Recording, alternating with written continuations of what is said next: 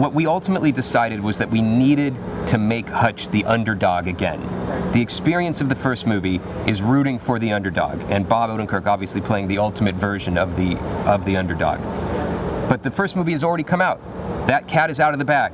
The genie is out of the bottle, and we know that Hutch has a special set of skills. We know that Hutch is a badass. We know that Hutch could dispatch any bad guy that came his way.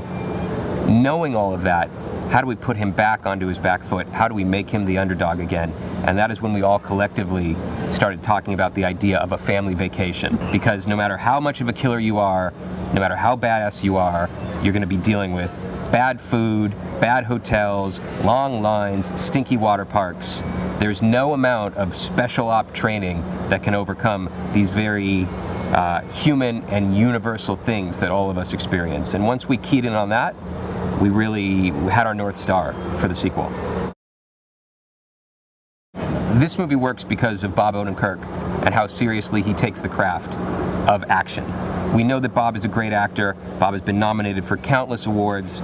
Bob has had an extraordinary career as a comedian, as a dramatic actor. The hard part is the action and the amount of time that Bob takes training every day in the gym, learning the choreography, and then ultimately coming up with his own ideas about what this choreography should look like. Here's what would be a really awesome shot, but not only that, here's how we can take this really awesome shot and tie it into something that Hutch is experiencing emotionally. That has been an extraordinary asset. And obviously the team of Greg Rementer and Daniel Bernhardt have built these extraordinary action sequences and these incredibly choreographed fights that the audience is going to eat up. Connie Nielsen brings an emotional authenticity to the film. She's always going through the script. She's talking about her own experiences as a mother. She's always saying, I don't believe I would do this as a mother. I believe I would do this instead. What she is bringing is a level of truth to this character. And she's bringing, as you said, the emotional center of the film. Ultimately, she is the person that is trying to push Hutch to be the best version of himself and to find that balance. And because she is bringing such gravitas to the role, we're rooting for that to happen.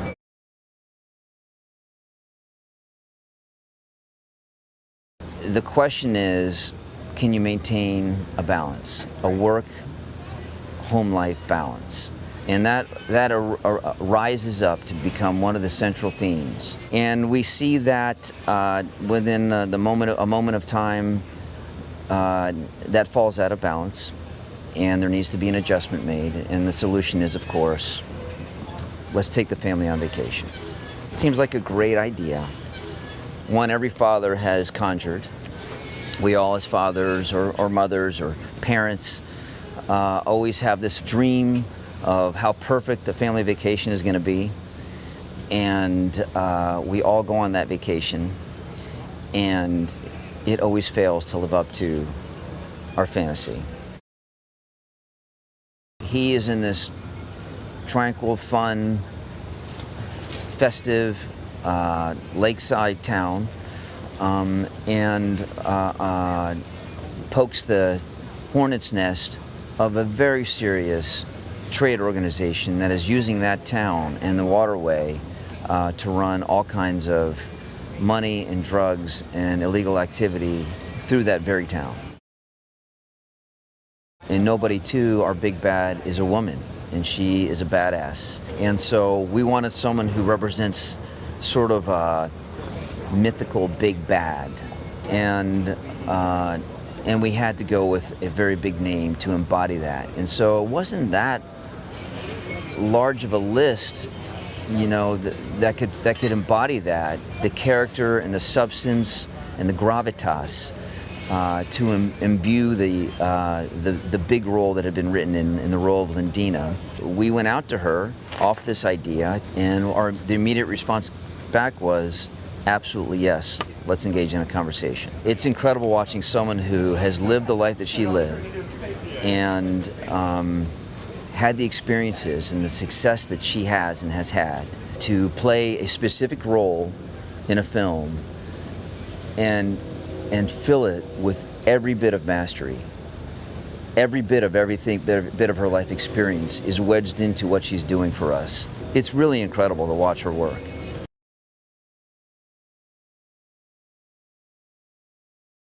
When I first read this script for the sequel, I loved it. And I loved the underlying premise. It's like passing father to son. Do you pass the traumas of the past? Can you leave your heirs better off than you? I think it's, again, another relatable story. That's what's fun about this franchise. It's a bombastic action movie, but we always sort of root it with a really sort of human story and a relatable story. And this is really about generational, grandfather to father to son. And I think this is a really fun story to tell. When you hire Timu to direct your film, he's going to amp up the action. And you just go back and look at his catalog of work. I'm a fan. It's crazy, it's bonkers, it's violent, it's visceral, it's bloody, and for all the right reasons. And it's so fun, and we were excited for him to infuse that style into Nobody 2 and give it its own voice in the action. We had a company, 87 North, and the mandate there was always like, train the actors to do as much as possible, never break the illusion of the characters. They're the ones that are in charge of the characters and bringing these characters to life. Now, if we can give them the physicality to do that and teach them to do the choreography, we have so much more opportunity in how we photograph this and tell the story. Bob was like an incredible test case for this, because you're right, he didn't have an action background, he didn't have action chops. He's an incredible actor, he's a credible writer, he's a credible storyteller and creator, but that was something, one feather he didn't have in his cap yet. And so him taking on the discipline to train with Daniel Bernhardt, and Bob never stopped training. That sort of like learning, that stuff became a way of life for him. And when you get an actor that does that and immerse themselves in it, it allows you to do something special on the other side. It allows you to create action that you couldn't create for some other actor that doesn't, have the time, really under the hood of doing fight scenes. And now Bob's getting really, really good at it, and it's fun to see, and we can amp up the level of this film.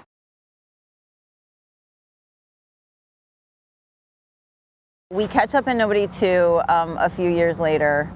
Hutch has been working, for the guys who he had kind of decided to not work for before. I don't know if he's ready to take a vacation, but I think the family's ready for him to take a vacation.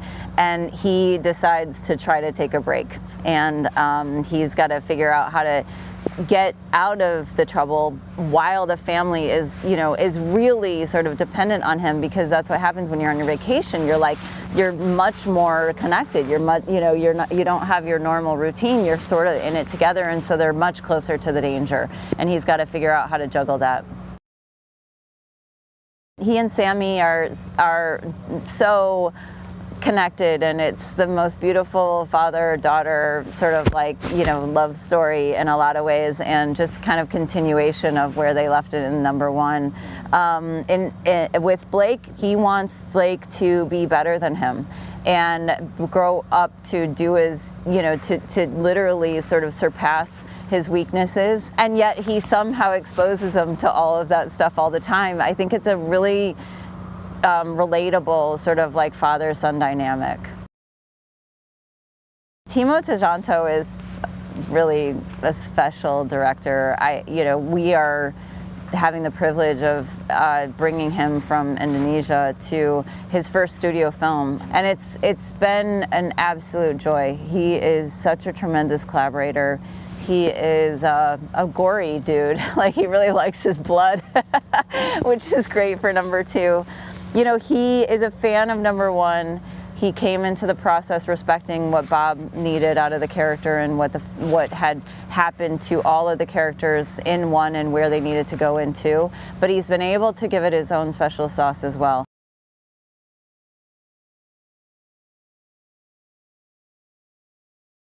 I know that when they are putting me to the task to direct this film, that I need to do something a bit different. Back in Indonesia, I'm more known to make sort of violent and dark action films. But with this one, there's a slight adjustment to that. We still get the violence, we still get the crunchy action, but there's a certain, I guess, for the lack of a better word, warmth to it that we apply.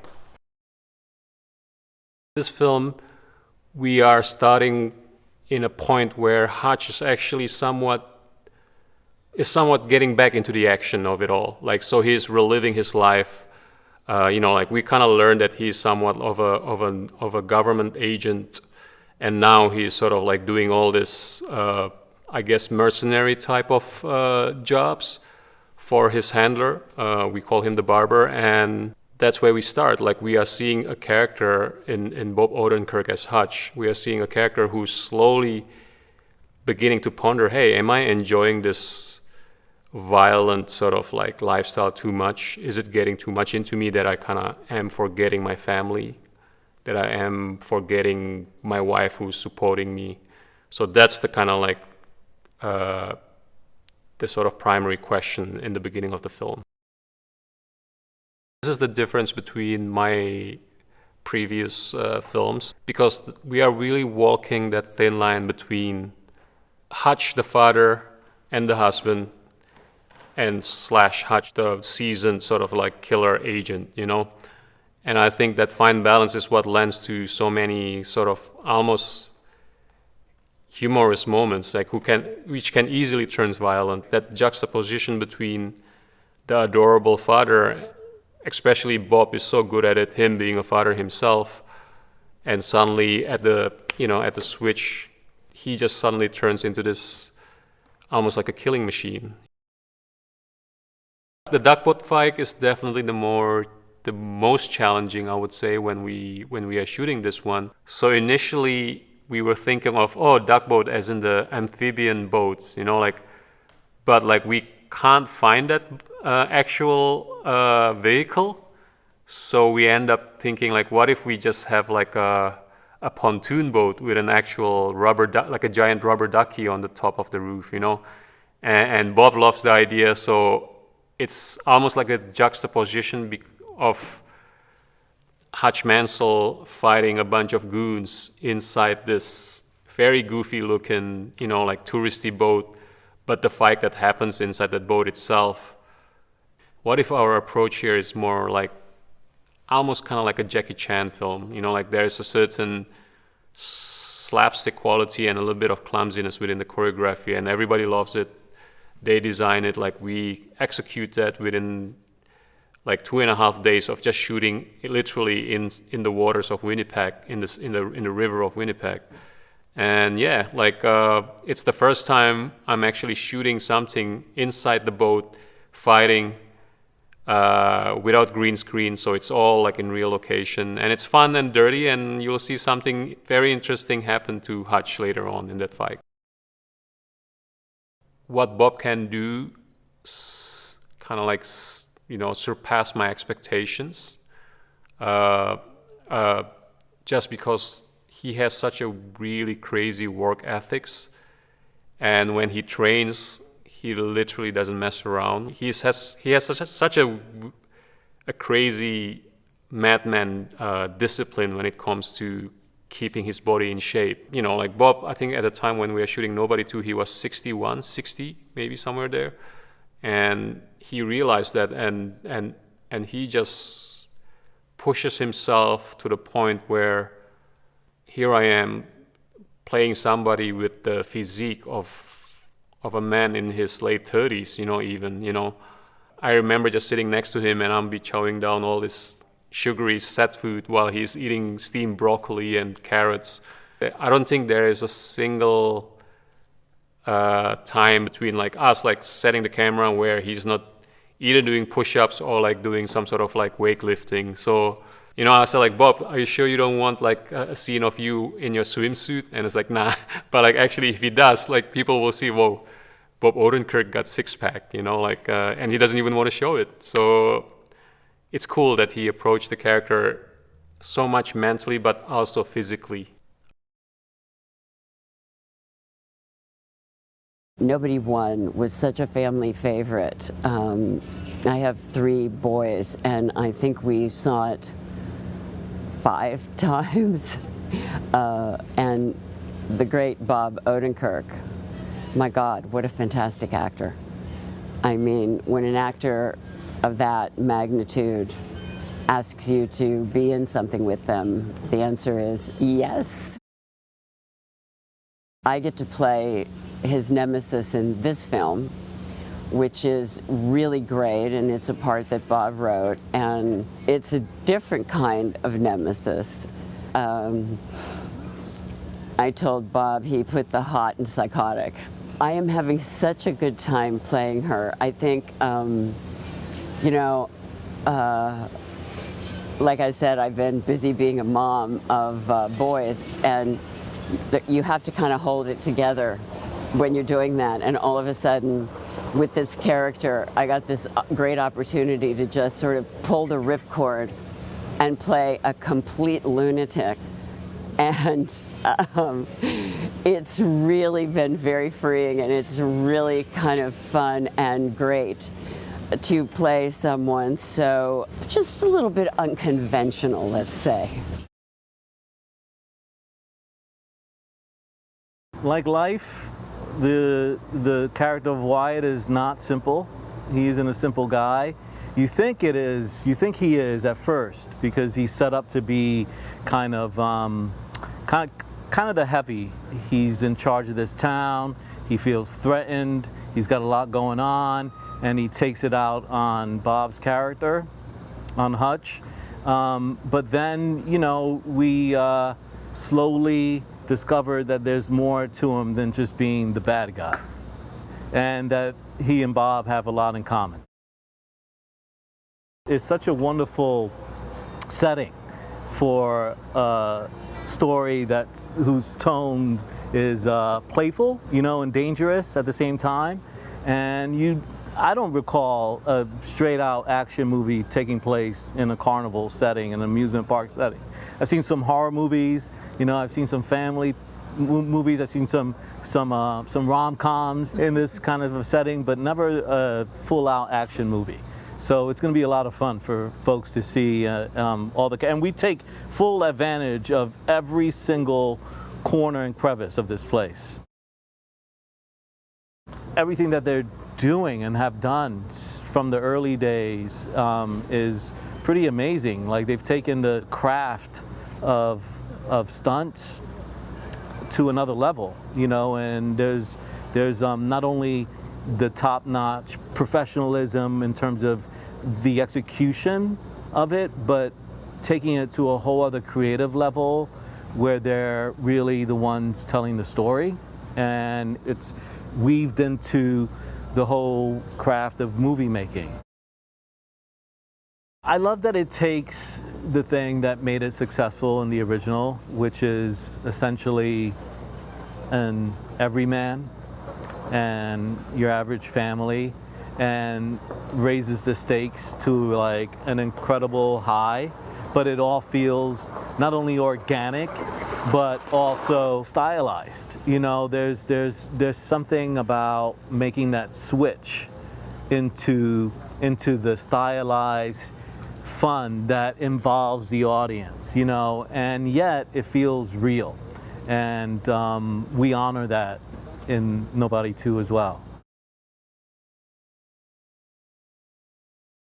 It was such a lovely experience to play in the first one, Nobody 1, because it was such a rare kind of story where it uses a lot of the things that are maybe sort of formulas for a certain kind of genre film, of action films, but it mixes it with profoundly real human experiences, real situations in families and in couples that people can totally relate to.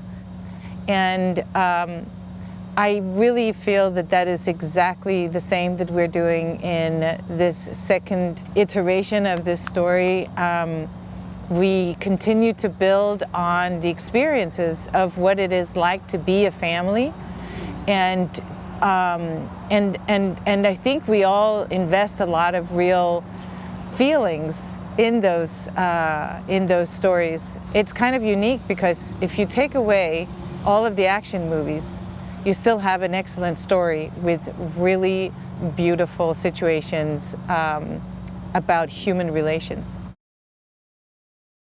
Hutch Mansell is your kind of typical guy who's doing a job, sort of a 9-to-5 job that he doesn't love, but he's just sort of like tagging along for the sake of what is expected of him. And at the same time, he has so much pent-up rage inside for all of the micro and macro aggressions that humans sort of exert on each other day to day.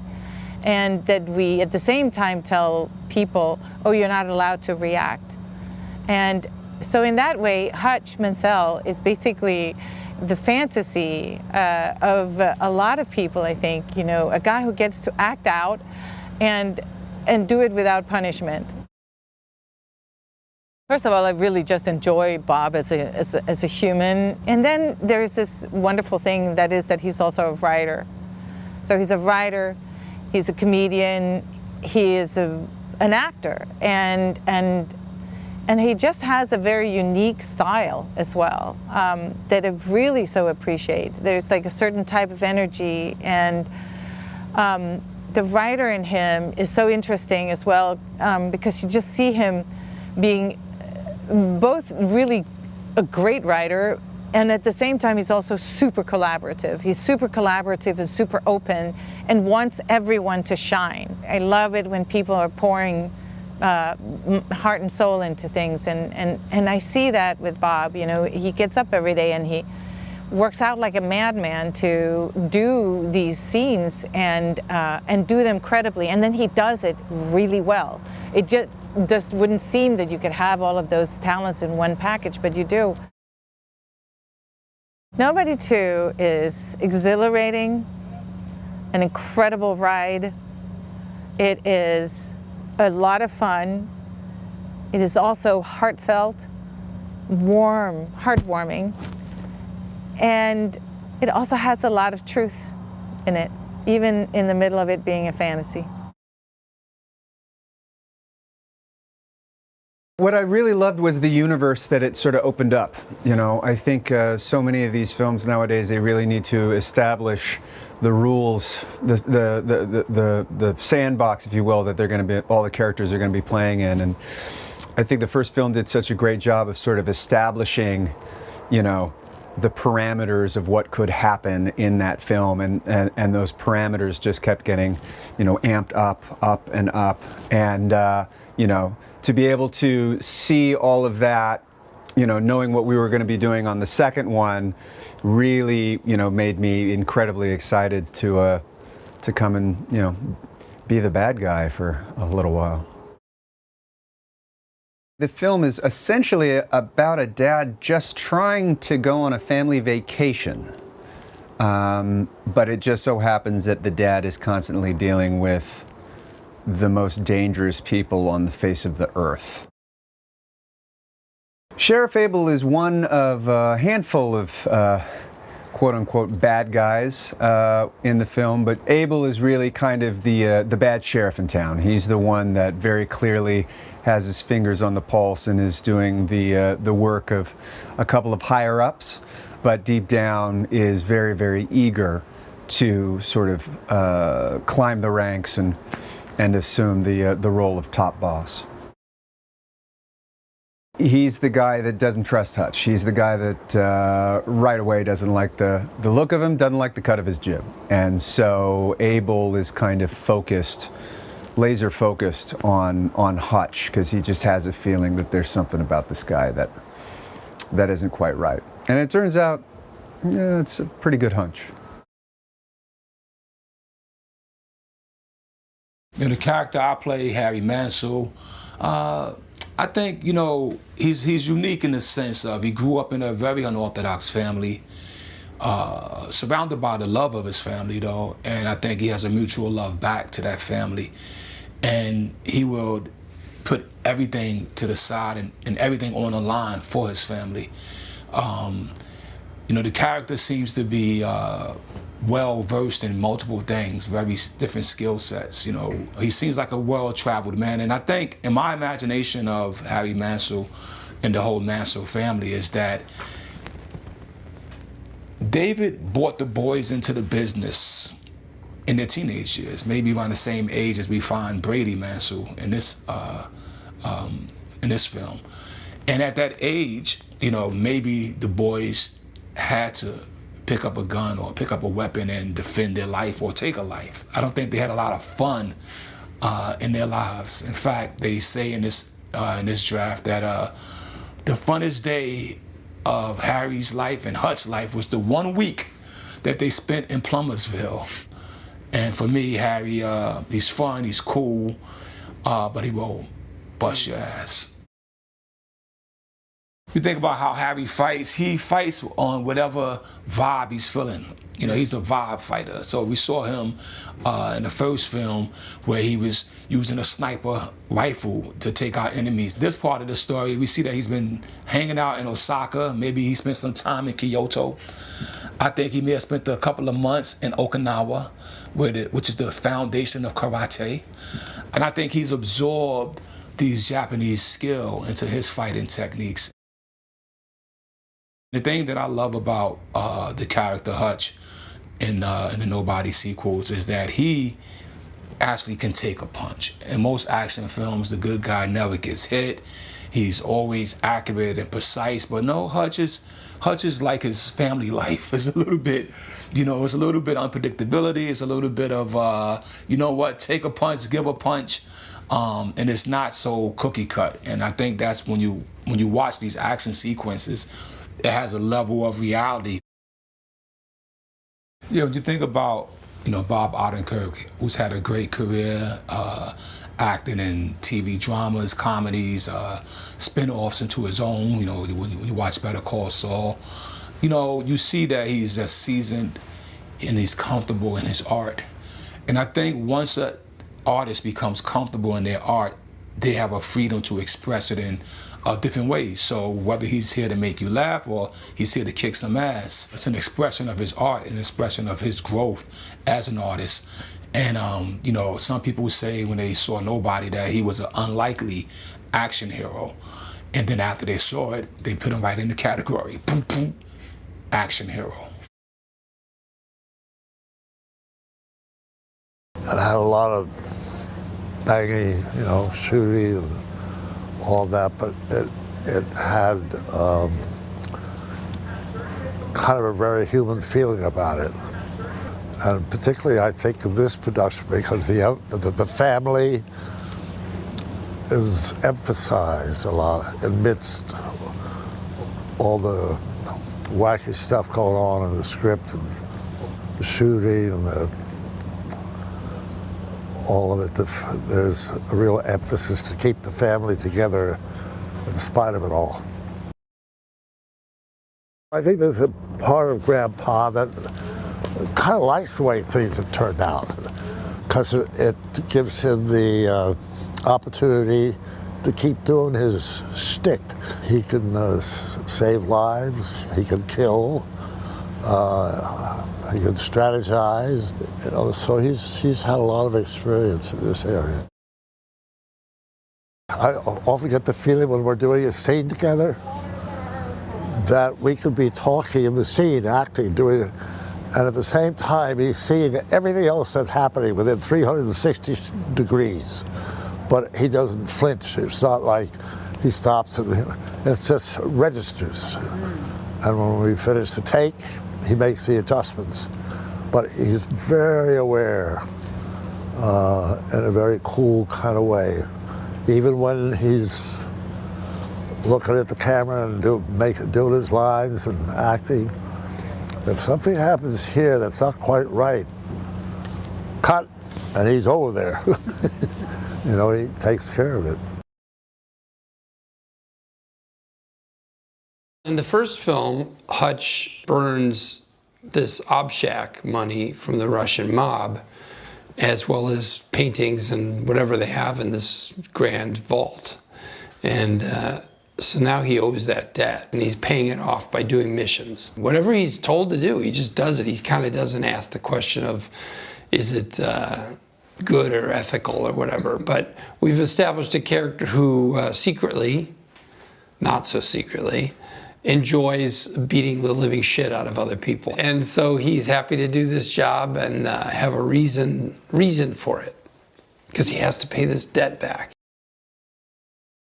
We rejoin this story of the family. Hutch is doing these jobs, and like many dads, you know, he's not around much because he's working. But his wife is also working. She's a real estate agent, and she's gone all the time, and the kids are getting a little older, and they are busy, their lives are busy, and they're on their phones all the time, and he sees his family really dispersing, and he thinks, I need to reconnect, you know, this thing's going away. And so his wife agrees, and so he wants to take them to the place that he remembers as a kid. In his mind, it's this big vacation spot with so much fun to be had, and really a huge water park, and just, it turns out to be a rinky-dink vacation town. We all feel that rage, right? And you just can't act on it, you know? But in a movie is a chance to have fun and a smile, and hopefully there are a lot of smiles in this violent film as well, at the notion that what if you could? You know, what if life was more of a fantasy and you could act on things and let it flow. I was a comedy writer for 25 years. That was really just how I made my living. And then I started getting these dramatic roles in Breaking Bad and Better Call Saul, and then a lot of film roles as well. And I thought maybe I could do an action movie because I was in pretty good shape. I mean, which is to say I wasn't damaged in any way. I only broken a few bones in my life. And I was willing to do the training, so I did train, and I learned screen fighting. And I trained for about 2 years while I was still shooting Better Call Saul, and we were writing this movie and selling it and reselling it, and I just kept up the training.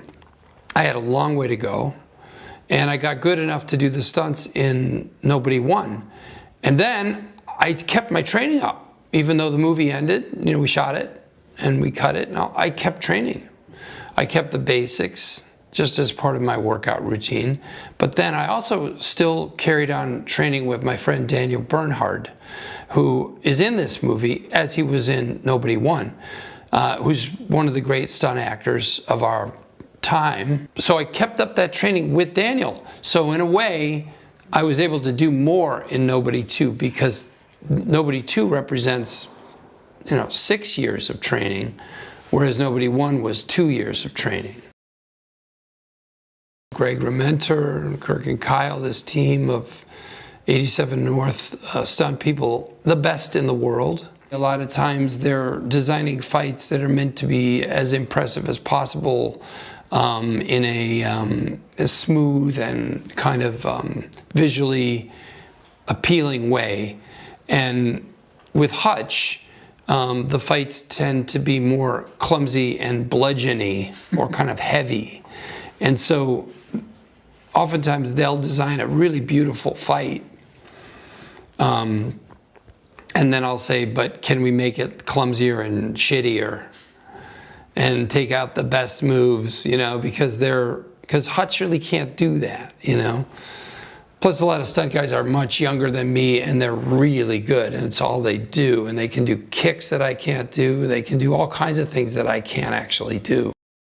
I couldn't wait to have more fight sequences, and we have quite a few in this.